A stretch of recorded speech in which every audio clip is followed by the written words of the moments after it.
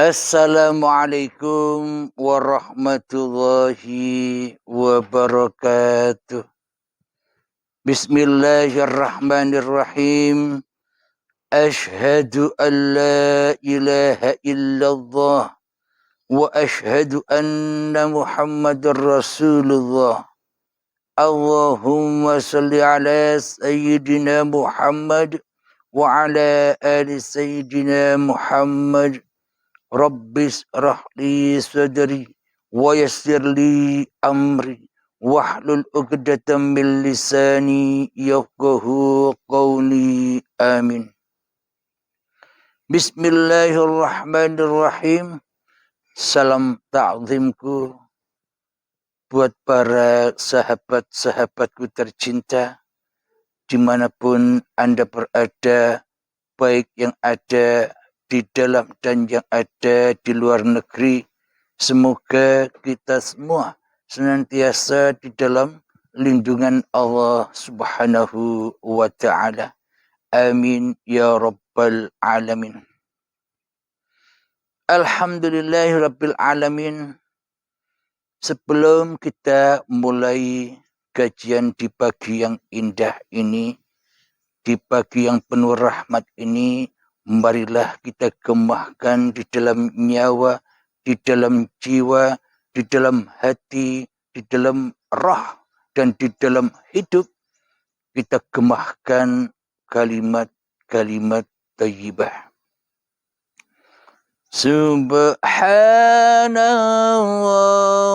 walhamdulillah wa la ilaha illallah wallahu akbar wa la hawla wa la quwwata illa billahil aliyyil azim.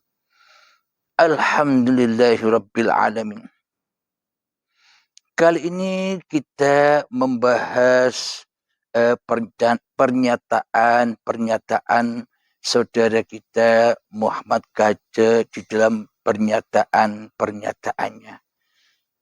Alhamdulillah, dengan pernyataan Muhammad Kaca, saudara kita inilah membuat saya untuk membuat konten juga untuk menanggapi pernyataan saudara kita ini. Jadi marilah kita dengarkan bersama-sama pernyataannya. Kita yang percaya kepada Yesus akan memiliki kepastian, akan memiliki harapan. Oleh karena itu, yang belum percaya Yesus, mari saudara berpikir cerdas. Muhammad Kaca sudah memberitahukan, diterima atau tidak, itu terserah Anda.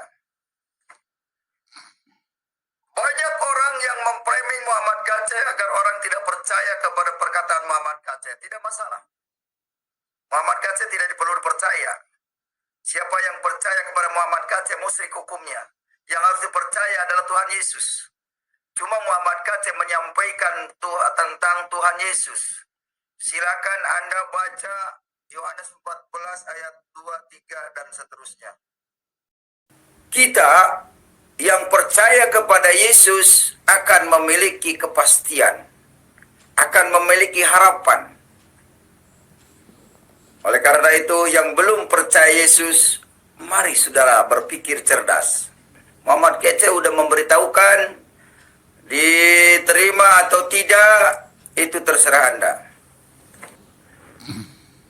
Banyak orang yang memframing Muhammad Kaca agar orang tidak percaya kepada perkataan Muhammad Kaca. Tidak masalah. Muhammad Kaca tidak perlu dipercaya. Siapa yang percaya kepada Muhammad Kaca, musyrik hukumnya. Yang harus dipercaya adalah Tuhan Yesus. Cuma Muhammad Kaca menyampaikan tentang Tuhan Yesus.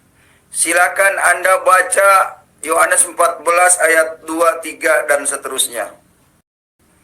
Bahwa keselamatan hanya ada melalui Yesus. Pesan Tuhan Yesus, Ayat yang keempat, ayat yang keenam. Akulah jalan dan kebenaran dan hidup. Tidak ada seorang pun yang datang kepada Bapa kalau tidak melalui aku, kata Tuhan Yesus. Jadi melalui Yesuslah kita dapat diselamatkan. Melalui Yesuslah kita akan sampai kepada Bapa. Tanpa melalui Yesus tidak akan sampai. Salam sadar. Yang cerdas pasti pilih Yesus. Orang cerdas pasti pilih Yesus. Karena ikut Yesus pasti diselamatkan. Alkitab memberikan kepastian. Alhamdulillahirabbil alamin. Jadi maknanya di sini dasarnya adalah tentang Tuhan. Jadi apakah mungkin manusia jadi Tuhan? Menurut kita semua, menurut kita ahli-ahli badania, menurut kita ahli-ahli syariat, menurut kita ahli-ahli ragania, ya ndak mungkin. Masa manusia jadi Tuhan? Masa makhluk jadi sang kholik? Ya ndak mungkinlah, kata kita selama ini ketika kita masih duduk di dalam syariat saja. Akan tetapi bila dikaji secara hati, bila dikaji secara hakikat dan makrifatnya, selama ini kita yang jadi Tuhan di dalam diri kita sendiri daripada kita menjadi hamba Tuhan. Nah, bagi orang-orang yang masih duduk di dalam tatanan badania, yang masih mandang mewujudkan syariat-syariat manusianya, ya tidak mungkin manusia jadi Tuhan. Akan tetapi bila ditinjau dari segi hakikat makrifatnya, di dalam hati kita selama ini kan yang jadi Tuhan manusianya daripada Tuhan yang menciptakan manusia.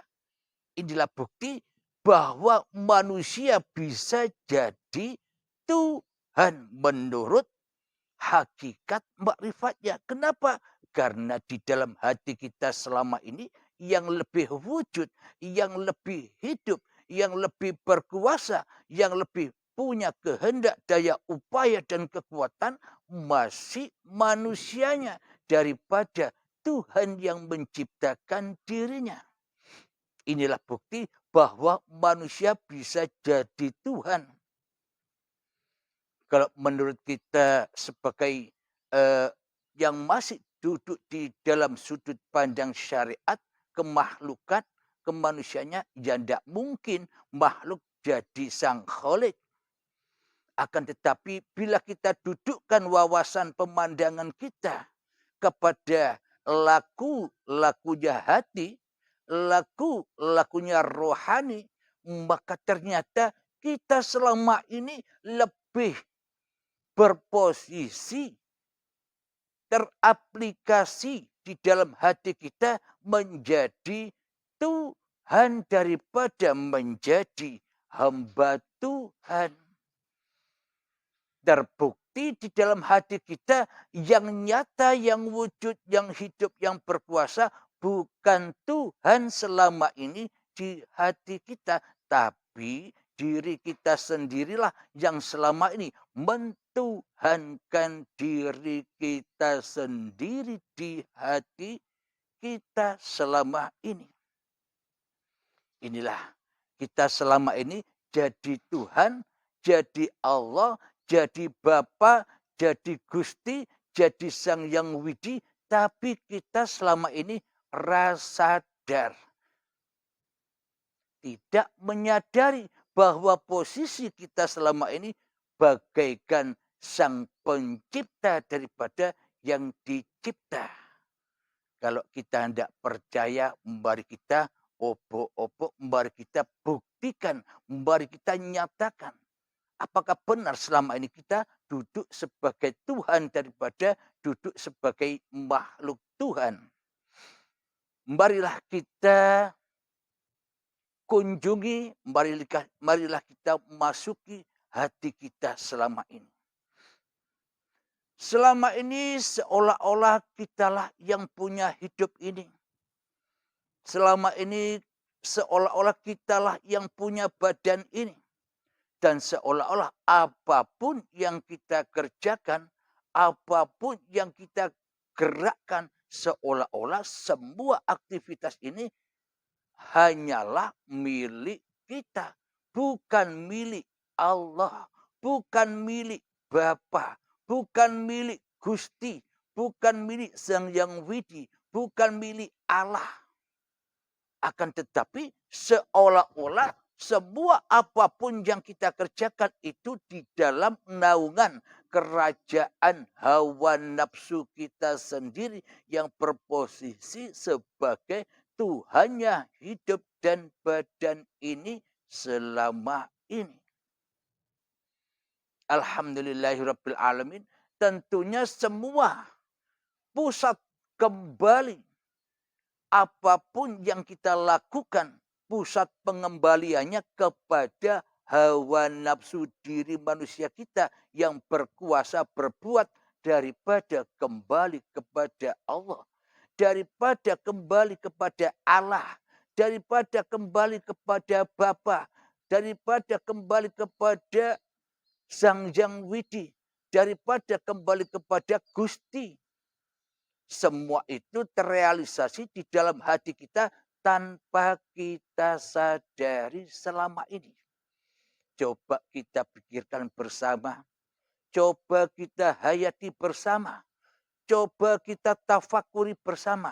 Apakah demikian? Dikatakan sudah berbapa, sudah bertuhan, sudah berallah, sudah berawah, sudah bergusti, sudah bersang yang widi di dalam setiap hati manusia. Bila Allahnya, bila penguasanya, bila Tuhannya masih belum ada di dalam diri manusia kita, bagaimana mungkin kita dikatakan sudah bertuhan? Jika di dalam hati kita belum ada Tuhan, Tuhannya digoibkan, Tuhannya ditiadakan, Allahnya digoibkan, Allahnya ditiadakan, Allahnya digoibkan, Allahnya ditiadakan, Bapanya digoibkan, Bapanya ditiadakan, Gustinya digoibkan, Gustinya ditiadakan, Sang Yang Widinya digoibkan, Sang Yang Widinya ditiadakan. Mana mungkin dikatakan bertuhan? Wong yang ada di dalam hati kita selama ini hanyalah diri kita sendiri tanpa Tuhan. Berarti selama ini kita belum layak disebut makhluk yang bertuhan karena di dalam hati kita masih belum ada Tuhan bagi kita kecuali diri kita sendiri. Coba kita tafakuri benar atau salah apa yang dipaparkan ini. Alhamdulillahirabbil alamin. Sebelum menginjak apa yang disampaikan oleh saudara kita Muhammad Kc, marilah kita pahami dulu di dalam babakan tentang bertuhan. Jadi makna bertuhan itu hakikat yang sebenar-benar yang bertuhan itu di dalam hati kita sudah tak ada diri kita lagi, melainkan Allah yang ada. Jadi bertuhan itu di dalam hati kita sudah tak ada diri kita lagi selain Allah. Jadi bertuhan itu sudah tak ada lagi di dalam hati kita kecuali Bapa. Jadi bertuhan itu di dalam hati kita sudah tak ada diri kita sendiri kecuali Gusti. Jadi bertuhan itu tidak ada diri kita lagi kecuali Sang Yang Widi yang berkuasa dan yang menciptakan diri manusia kita daripada diri kita sendiri menjadi Tuhan di dalam hidup dan badan ini. Itulah yang dikatakan sudah bertuhan ketika nyata Tuhannya bagi dirinya di hatinya daripada dirinya sendiri di hatinya. Alhamdulillahirabbil alamin. Jadi itulah makna bertuhan. Semoga saya khususnya dan semoga kita semua, seluruh manusia, baik agama apapun, aliran apapun, golongan apapun, kita kedudukan sama di dalam bertuhan. Kenapa? Karena kita hanyalah ciptaan Tuhan. Tak satu pun manusia bukan dari ciptaan Tuhan. Tak satu pun manusia bisa membuat dirinya sendiri. Tak satu pun manusia bisa menghidupkan dirinya sendiri. Tak satu pun manusia yang bisa membuat badan-badannya sendiri. Dan tak satu pun manusia bisa beraktivitas sendiri kecuali bersama Tuhannya. Kecuali bersama Allah. Kecuali bersama Allah. Kecuali bersama Bapa, kecuali bersama Gusti, kecuali bersama Sang Yang Widi sebagai Tuhan-Tuhan sesebutan manusianya di dalam beragama dan bertuhan. Maknanya sesebutan itu hanyalah ganti nama saja. Pada intinya 5 nama itu Allah, Allah, Bapa, Gusti, Sang Yang Widi, itu pun sama-sama nama Tuhan, hanyalah nama saja. Begitu ribuan biliunan nama-nama Tuhan bagi manusia, akan tetapi yang dikatakan Tuhan itu adalah hidup yang menghidupi manusia. Itulah Tuhan. Hidup yang menghidupi manusianya, itulah Allah. Hidup yang menghidupi manusianya, itulah Allah. Hidup yang menghidupi manusianya, itulah Bapa. Hidup yang menghidupi manusianya, itulah Gusti. Hidup yang menghidupi manusianya, itulah Sang Yang Widi. Jadi berbagai macam sesebutan namanya, tapi hakikatnya hanya satu pelaku, yakni uripe Allah dewe. Hidup yang menghidupi seluruh manusia, itulah Tuhannya seluruh manusia. Alhamdulillahirabbil alamin. Jadi mohon maaf, kita nyantai-nyantai minum kopi dahulu biar suaranya tidak serak. Silakan yang lagi sudah ada kopinya.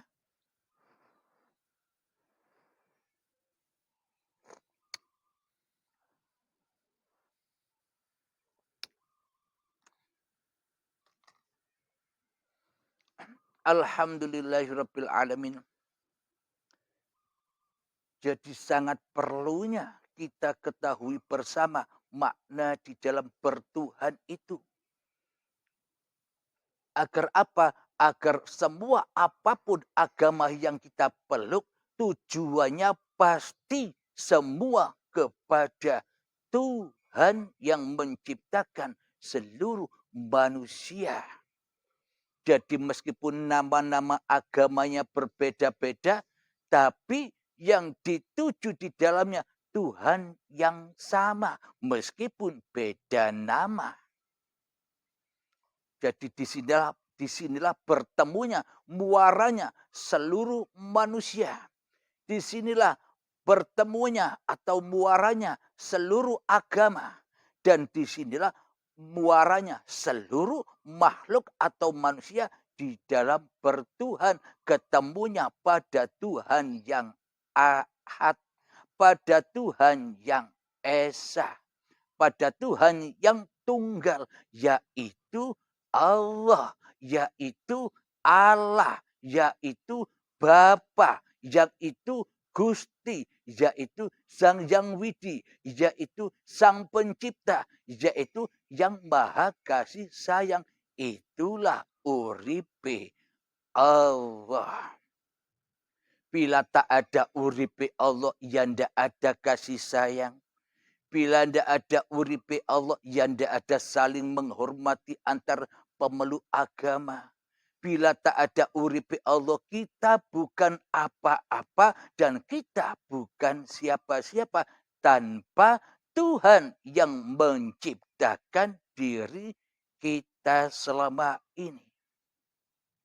Alhamdulillahirabbil alamin. Itulah yang dikatakan bertuhan. Jadi sebelum kita menginjak membahas apa yang diungkap oleh saudara kita Muhammad KC, kita perlu tahu dulu dasar-dasar di dalam bertuhan agar kita tidak salah di dalam bertuhan, agar kita tidak sesat mentuhankan manusia daripada mentuhankan Tuhan pencipta manusia di hati kita. Alhamdulillahirabbil alamin. Jadi ungkapan saudara kita menjurus kepada Yesus atau Isa Al-Masih yang dipertuhankan selama ini. Jadi sama halnya bagi orang-orang muslimin, muslimat, bagi orang-orang Islam. Jalan untuk menuju Bapa, kata saudara kita Muhammad KC, yaitu melewati Yesus Kristus atau melewati Isa Al-Masih, maka akan bertemu Bapa atau bertemu Tuhan. Karena Isa Al-Masih, karena Yesus Kristus adalah utusan Tuhan, utusan Bapa, bukan anak Tuhan, bukan anak Bapa. Bagaimana mungkin Tuhan beranak pinak? Yang dikatakan Tuhan itu suci dari beranak pinak seperti manusia. Bila Tuhan beranak seperti manusia, berarti bukan Tuhan yang dituhankan saudara kita selama ini. Siapapun agamanya, apapun agamanya, siapapun orangnya. Bila menganggap Tuhan beranak pinak, berarti dia kan makhluk, bukan Tuhan. Kalau Tuhan itu suci dari hal-hal seperti ciptaannya.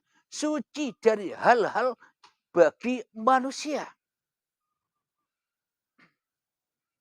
Alhamdulillahirabbil alamin. Jadi ciptaan itu suci dari yang menciptakan, tidak sama. Contoh logikanya demikian. Kita sebagai pencipta mobil, seumpama kita pandai dalam membuat mobil, kita pandai menciptakan mobil. Ketika mobil itu sudah jadi bagus, kira-kira apakah mobil itu seperti anak kita? Wajahnya, rupanya, bentuknya? Ya tentu beda. Karena ciptaan tidak sama dengan yang menciptakan. Karena yang menciptakan itu membuat, mencipta, membentuk. Sedangkan yang diciptakan ya harus ikut apa kata yang menciptakan. Dibawa kemanapun ikut saja tanpa protes. Itulah yang dikatakan ciptaan. Jadi sama halnya dengan para nabi dan para rasul. Dia hanya ciptaan, bukan anak. Bila Tuhan beranak, apa bedanya dengan manusia? Yang dimaksud saudara kita di dalam agamanya itu beranak itu rasul-rasulnya Tuhan, rasul-rasulnya Bapa, rasul-rasulnya Allah. Di dalam makna beranak ini maknanya hatinya sudah sambung kepada Bapanya. Hatinya sudah kembali kepada Allahnya. Hatinya sudah bersimpuh sujud kepada Tuhan yang telah menciptakannya. Inilah istilah-istilah anak-anak Tuhan di dalam agama saudara kita Muhammad KC ini. Itu maknanya. Jadi bagi kita semua siapapun Anda, apapun agama Anda, jadi yang dimaksud anak-anak Tuhan itu orang-orang yang hatinya sudah rojiun, sudah kembali kepada singgasana Tuhannya. Maknanya di dalam hatinya sudah tak mengaku-ngaku jadi Tuhan lagi, kecuali jadi hamba Tuhan. Itulah yang disebut anak Bapa, yakni hati-hati jiwa-jiwa yang sudah menjadi Rasulullah. Hati-hati yang sudah menjadi utusan Allah. Hati-hati yang sudah menjadi pesuruh Allah daripada menjadi Rasulnya hawa nafsu dewe-dewe. Daripada hati yang menjadi utusannya hawa nafsune dewe-dewe. Daripada hati yang menjadi pesuruh hatinya dewe-dewe. Jadi ketika manusia masih merasa wujud di dalam hatinya daripada Tuhannya, berarti Tuhannya ya hawa nafsu. Pasti di dalamnya dia aplikasi kehidupannya merasa menjadi Tuhan daripada menjadi hamba. Menjadi sang pencipta daripada menjadi yang dicipta. Merasa menjadi sang penguasa daripada yang dikuasai. Itulah hawa nafsu. Bila kita sangka Nabi Isa atau Yesus Kristus itu mengaku dirinya sebagai Tuhan, berarti ya apa bedanya dengan orang-orang yang mentuhankan hawa nafsunya sendiri selama ini. Itulah yang dimaksud anak Tuhan. Maknanya hati yang sudah kembali lurus kepada Tuhannya daripada pulang kepada hawa nafsunya sendiri-sendiri. Jadi istilah-istilah itu memang benar bagi mereka-mereka, karena yang dianggap anak-anak Tuhan itu anak hati yang sudah kembali kepada kehadirat Tuhannya, kehadirat Allah, kehadirat Bapa, kehadirat Allah. Hati yang sudah mengerti, hati yang sudah menyadari bahwa dirinya hanyalah ciptaan Tuhan. Bahwa dirinya hanyalah hamba Tuhan. Itulah yang dimaksud anak-anak Tuhan di dalam agama saudara kita. Jadi agar kita terbuka semua, siapapun Anda, apapun agama Anda, biar sama-sama terbuka di dalam memahami tentang babakan bertuhan. Jadi sama dengan Rasulullah, sama dengan para aulia Allah, itu bisa dikatakan anak-anak Tuhan juga. Apa maknanya? Karena hatinya sudah kembali kepada Tuhan yang menciptakan dirinya daripada kembali kepada hawa nafsunya sendiri. Itu yang dikatakan bertuhan. Jadi bila para nabi, bila para rasul, bila para aulia Allah di hatinya masih belum ada Tuhan, masih ada dirinya sendiri, maknanya bukan dikatakan anak Tuhan, bukan dikatakan kekasih Allah. Kenapa? Karena hatinya selingkuh dari Tuhannya. Hawa nafsunya lebih duduk sebagai Tuhan daripada sebagai hamba Tuhan. Jadi itu semua hanyalah istilah-istilah saja yang wajib kita pahami agar tidak salah sangka. Itulah ungkapan-ungkapan, kiasan-kiasan yang selama ini kita dohirkan. Sehingga kita dohirkan seolah-olah Bapa, seolah-olah Allah, seolah-olah Allah, seolah-olah Gusti, seolah-olah Sang Yang Widi punya anak-anak. Maknanya Allah itu punya kekasih-kekasih, pilihan-pilihan Allah. Hati yang sudah kembali kepada Tuhannya. Hati yang sudah di dalam kekuasaan dan genggaman Tuhannya, daripada hati yang masih terbelenggu di dalam genggaman hawa nafsu iblis dan setannya. Itulah sekilas tentang makna bertuhan agar kita semua tahu apa sih makna bertuhan yang sebenar-benarnya bertuhan itu. Jadi bertuhan itu kan Tuhannya hanya Ahad, hanya Esa di alam semesta ini. Karena tanpa ada Tuhan yang Esa, maka yang banyak alam semesta ini tak ada. Dengan adanya yang Esa, masa yang banyak ini ada. Tanpa yang esa, maka takkan pernah ada kita. Takkan ada agama-agama. Takkan ada aliran-aliran. Takkan ada golongan-golongan. Yang terpenting apapun agama kita, apapun golongan kita, apapun aliran kita, kita memahami makna bertuhan itu sendiri dahulu. Agar apa? Agar tidak salah Tuhan, agar tidak mentuhankan manusia, agar tidak mentuhankan makhluk, akan tetapi mentuhankan siapa yang mewujudkan manusia, mentuhankan siapa yang menciptakan manusia, dan mentuhankan hidup yang menghidupi manusia. Alhamdulillahirabbil alamin. Jadi itulah makna bertuhan yang sebenar-benarnya.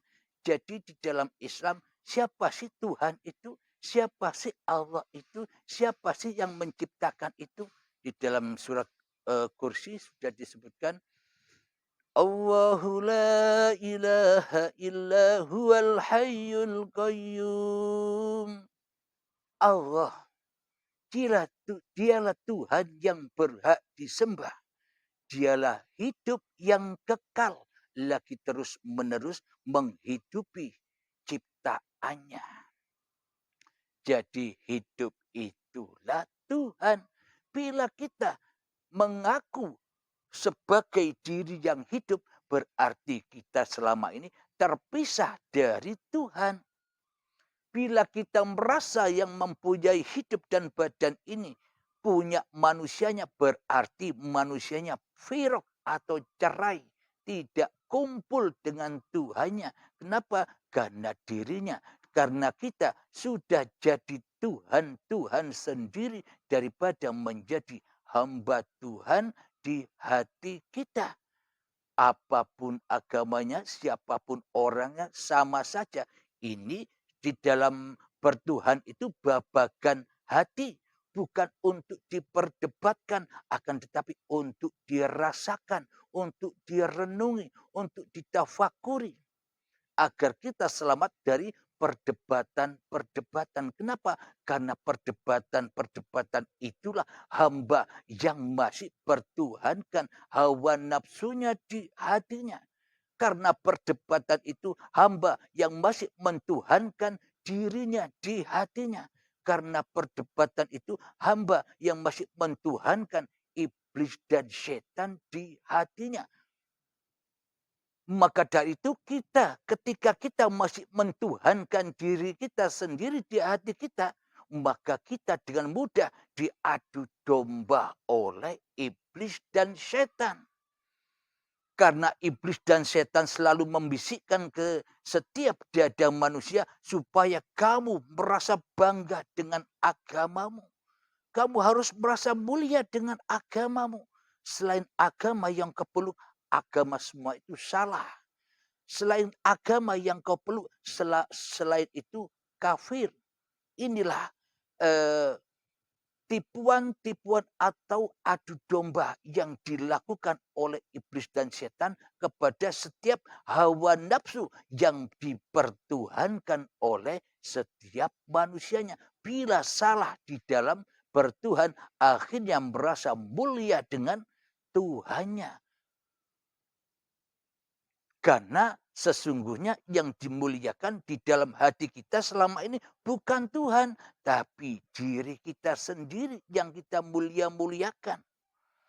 Hakikatnya bukan Tuhan yang kita muliakan selama ini. Agama-agama yang kita peluklah, yang kita mulia-muliakan selama ini daripada memuliakan Tuhan. Akhirnya butalah mata hati kita sehingga gampang diombang-ambing, gampang disulut api oleh iblis dan setan. Diadu dombalah kita antar pemeluk agama.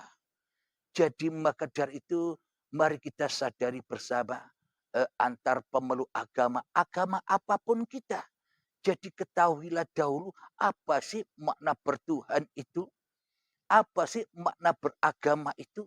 Makna bertuhan dan makna beragama itu adalah agar hati kita selamat dari hakikat musuh manusianya. Apa itu?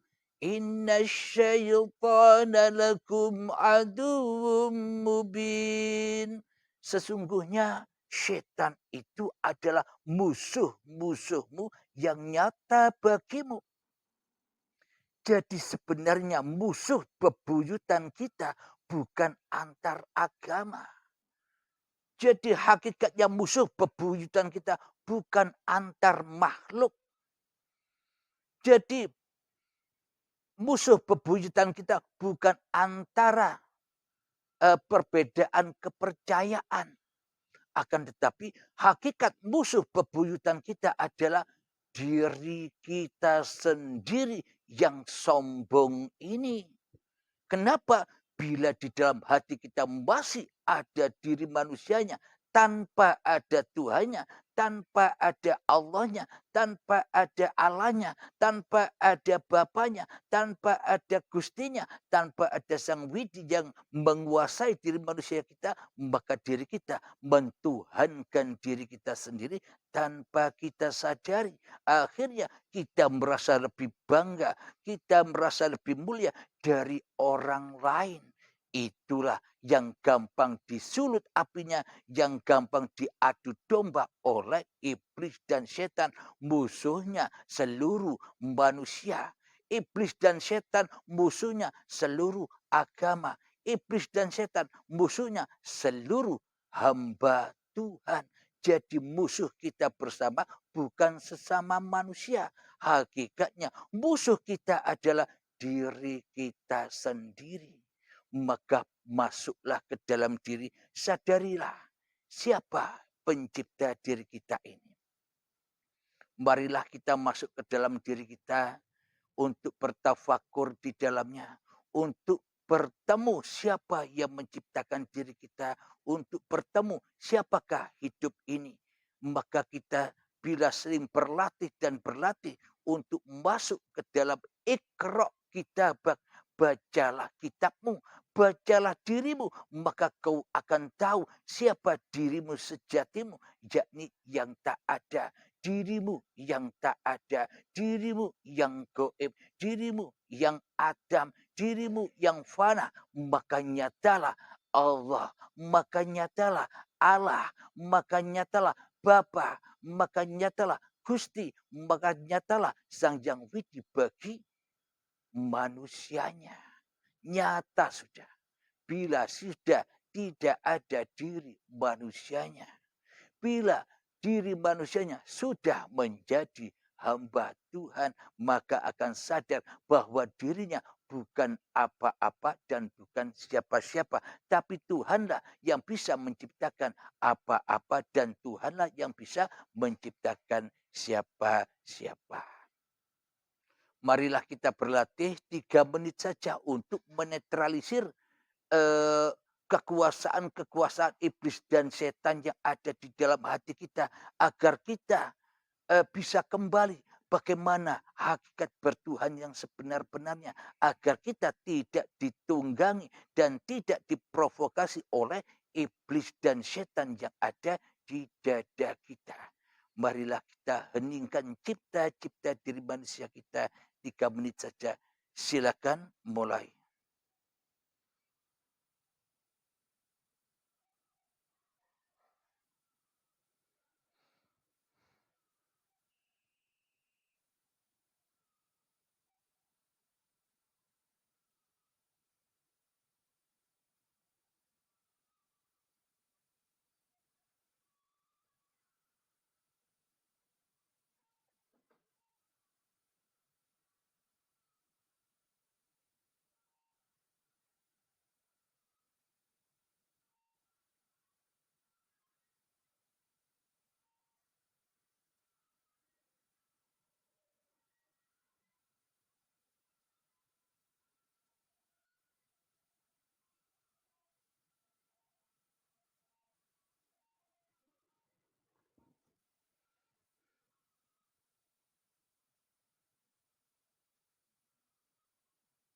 Diamkan hatimu dari dirimu di hatimu.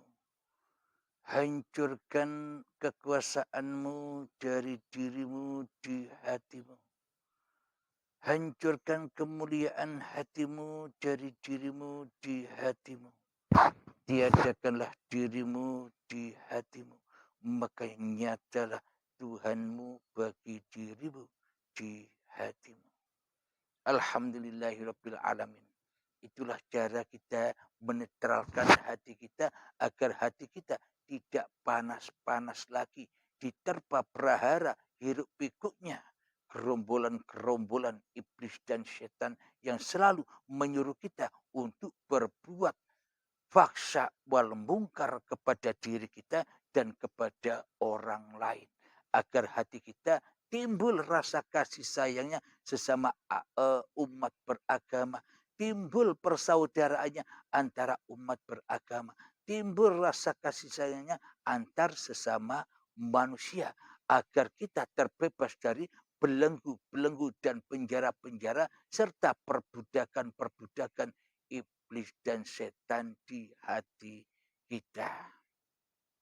Alhamdulillahirabbil alamin. Semoga saya khususnya dan semoga kita semua pada umumnya kita dimudahkan memahami paparan-paparan di uripe Allah ini sehingga kita menatap kehidupan ini dengan rasa kebahagiaan, dengan rasa persaudaraan, tiada perselisihan akan tetapi saling menghormati antar manusia, saling menghormati antar beragama dan saling menghormati antar warga negara Indonesia agar lestari, agar makmur jaya sentosa negeri kita ini, agar barokah ketika penduduknya makmur, ketika penduduknya aman, ketika penduduknya damai, auranya akan berimbas kepada keselamatan dan kemakmuran bangsa kita yang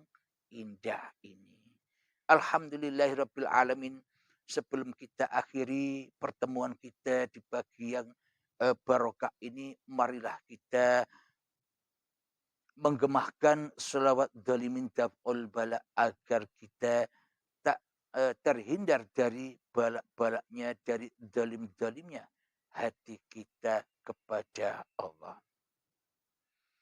Allahumma salli ala Sayyidina Muhammad wa ashghili zalimin bi zalimin.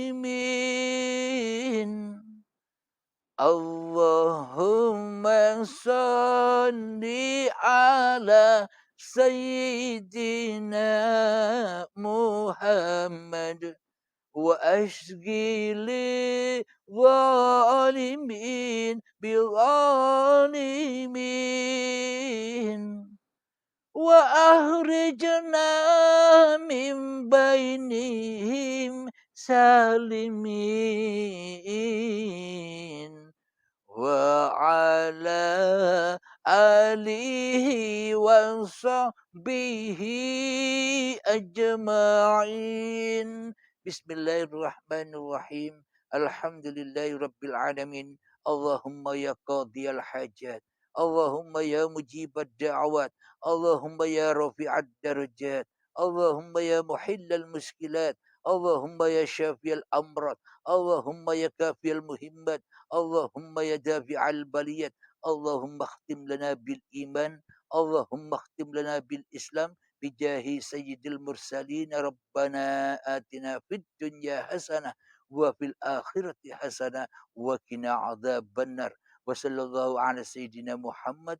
Wa ala alihi wa sahbihi wa sallam. Walhamdulillahi rabbil alamin. Akhir kalam. Assalamualaikum warahmatullahi wabarakatuh.